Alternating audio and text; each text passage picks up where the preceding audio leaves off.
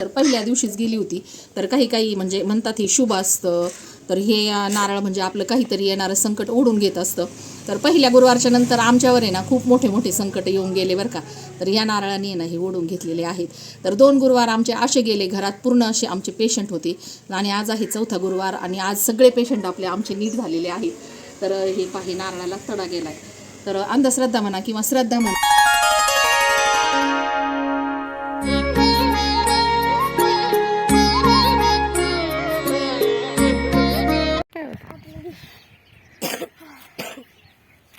संदीप दादाच्या शेतामध्ये आहे ना इथं मेथीची भाजी टाकलेली आहे. तर इथे आहे ना कांद्याचं रोप आहे. तुम्हाला त्या दिवशी दाखवलं होतं ना, इथं हा रेन पाईप लावलेला होता आणि मस्त असं पाणी पडत होतं. तर कापून घेतली मेथीची भाजी, कारण ती परत फुटती आणि ही घरापुरतीच मेथीची भाजी टाकली. आणि आज आहे मार्गशीर्ष महिन्यातला 4था गुरुवार. तर संध्याकाळी आता मस्त अशी मेथीची भाजी आणि खीरपोळी करू. तर आज आपल्याला लक्ष्मीचं उद्यापन पण करायचंय. वा मस्त, हा छान छान छान. तर अशा पद्धतीने मेथीची भाजी ना कापून घेतली ना, ती परत फुटती बरं का घासासारखी आणि आपल्याला 2-3 भाज्या समजा खायला भेटतात. ठेव ठेव त्या पिशवीत ठेव. तार पाय मध्ये तार बघ, तार.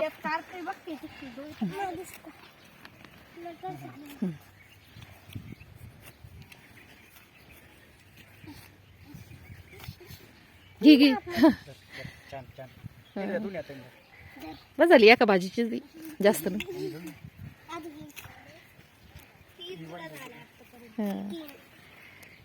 आम्ही पण टाकलेली ना, आमची बारीक बारीक आहे, लसण टाकलेली आम्ही बी. शेपूची आहे, मेथीची आहे, लय मस्त आली, पण बारीकच अजून.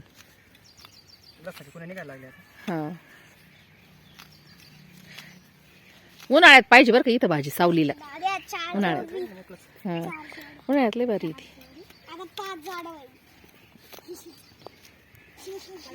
ऋगवेदृषांसाठी नारळ सोलून घेतली पाणी प्यायला.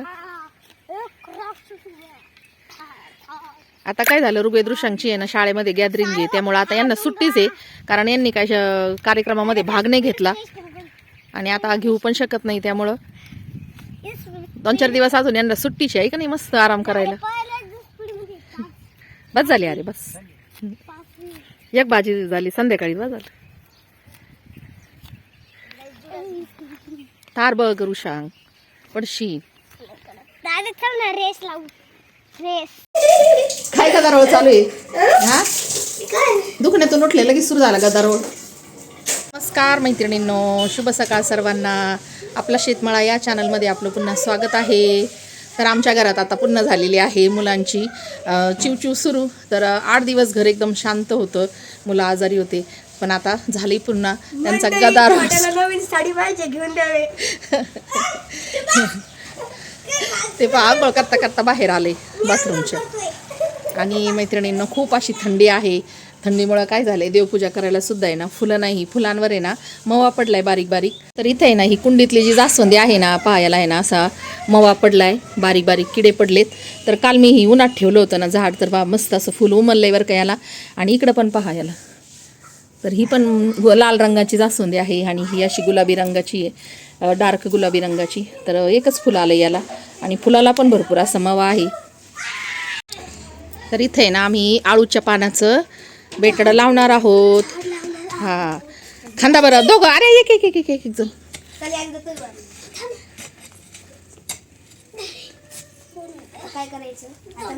आळूची पानं त्या दिवशी शेतात गेले तेव्हा संकेतच्या घरासमोरून आळूचे पानं आणलेले होते.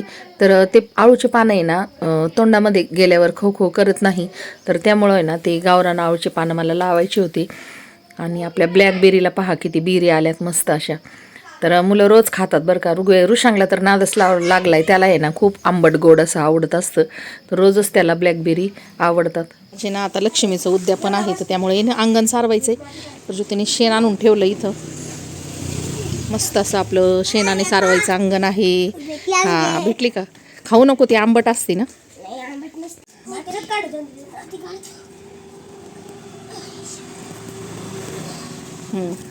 माती दिला त्याच्यावर.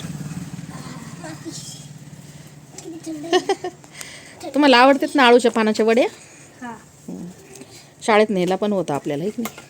तर मैत्रिणींनो, आज आहे मार्गशीर्ष महिन्यातलं चौथा गुरुवार आणि पहिल्या गुरुवारी ना हे नारळ आपण पूजेसाठी ठेवलेलं होतं. तर तुम्ही आपल्या पहिल्या गुरुवारच्या व्हिडिओमध्ये पाहू शकता. तर या नारळाला आहे ना तडा गेलेला आहे, पहा अशी चिर गेलेली इथं. तर त्या दिवशीच हे नारळ आहे ना चिरलेलं होतं पहिल्या गुरुवारीच. तर एकदम बारीकशी चिर होती, पण आता ती चिर आहे ना मोठी झाली. तर आता हे नारळ आहे ना मी फोडणार आहे आणि आपण संध्याकाळी करणार आहोत याची खीर लक्ष्मीच्या नैवेद्यासाठी. तर आपल्याला आज आहे चौथा गुरुवार आणि आज आहे ना आपल्याला महालक्ष्मीचं उद्यापन पण करायचं आहे. तर त्यासाठी आपण आता नैवेद्याला आहे ना या नारळाचीच खीर करणार आहोत. तर आता हे नारळ आपण फोडावं का नाही ते सांगा.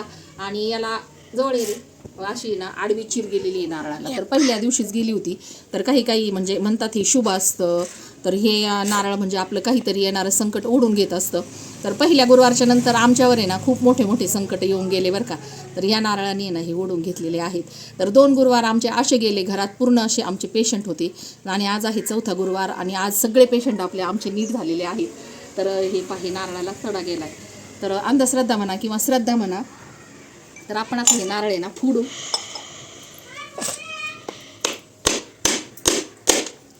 पडलं पाणी, वा, म्हणलं होतं पाणी.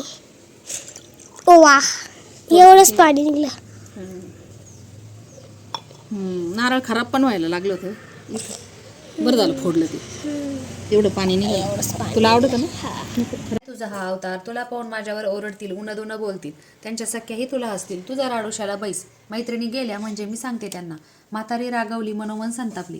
तुझी राणी पैशाला भाळली, माणुसकी विसरली, दारिद्र्य मेली. आज झाली राणी पण देवीला विसरली. माझ्यामुळेच ना मीच तिला व्रत सांगितलं देवीचं. आज ते तिनं केलं आणि राणीपदावर बसली. देवीची आठवणही राहिली नाही. गर्भ झालाय संपत्तीचा, वैशाची धुंदी आली आहे. गोरगरिबांची पर्वा नाही. थोरा मोठ्यांच्या मुली त्या झाल्या मैत्रिणी. म्हातारी भिकारी. भगवद्गीतेमध्येही सांगितलेलं आहे, भगवान श्री विष्णूंना मार्गशीर्ष महिना हा खूप प्रिय आहे. तर भगवान श्री विष्णू हे मार्गशीर्ष महिन्यामध्ये पृथ्वी तलावर येतात आणि त्याचबरोबर माता लक्ष्मीही त्यांच्याबरोबर येत असते. त्यामुळं आपण मार्गशीर्ष महिन्यातल्या गुरुवारी माता लक्ष्मीचं व्रत करत असतो. तर या गुरुवारी व्रत केल्याने आपल्या घरात सुख समृद्धी, धनधान्य सर्व काही भरपूर असं येत असतं. त्यामुळं ही लक्ष्मी व्रत करणं खूप महत्त्वाचं आहे. मार्गशीर्ष महिन्यातल्या 4 गुरुवार हे व्रत केलं म्हणजे चौथ्या गुरुवारी याचे उद्यापन केले जाते.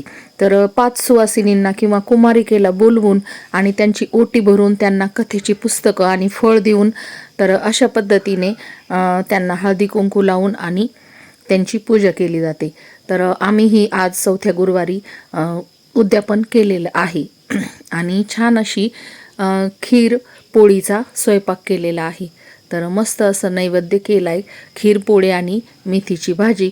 तर चला आता आपण ना आरती करूया महालक्ष्मीची आणि या व्रताची सांगता करूया. तर अशा पद्धतीने हे व्रत केलं जातं.